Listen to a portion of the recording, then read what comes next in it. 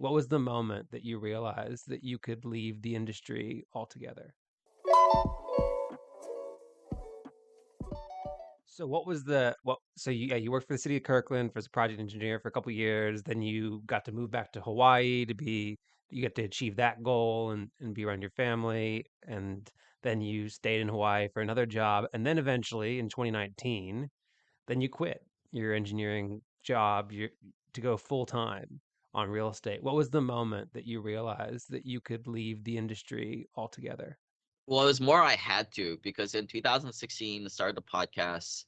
17, 18, it got traction. And then we developed like an investment club because there's a lot of, people who are looking for syndicated deals out there to invest in, but they don't know the people. And that was kind of the role I played because I had this internet persona and I Mhm. was also pretty experienced. And then we started to operate apartment complexes Wow. and I mean, we were raising millions and millions of dollars. Today, we've raised over, like, people have given us $200 million. It's just, to me, absurd, right? Like, people you meet on the internet just give us money.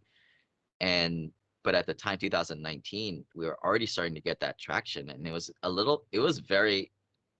I look back at those days, it was a little irresponsible of myself because here I am working a day job. Granted, I'm only doing like an hour work, and then I have my computer, and I'm like, I got my iMac, and I'm literally like swiping to my other job, which is got super busy because we're bringing in people's money, right? And that's what I Mm. mean as I felt really guilty because here I am kind of working two things. I needed to focus on Mhm. people managing people's money and the investments.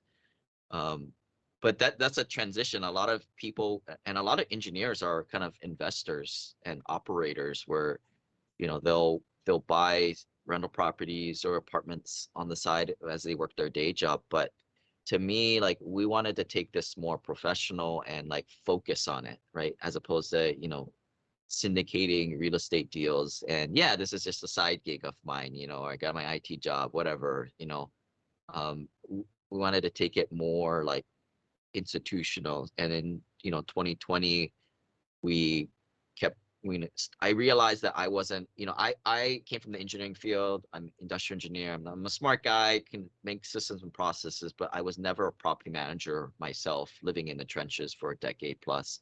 And that was where I realized, through some coaching and self-awareness myself too, that we needed to hire other people who have done this role and can do it a lot better than myself. And that was kind of the creation of a company, right? Like, Oh.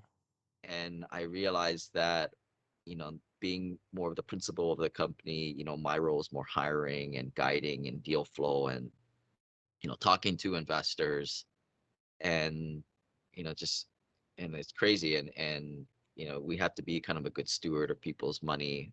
But a lot of what I learned prior to was, in terms of like working with difficult conversations with employees, just working with people, so much, workload, email correspondences that really helped me. Um, and then it was funny enough, like, we would take over properties, rehab it, new flooring, new appliances, new paint job, renovate it, sell it, in, several year timeline. But eventually we kind of moved up kind of the ladder to developing brand new workforce housing.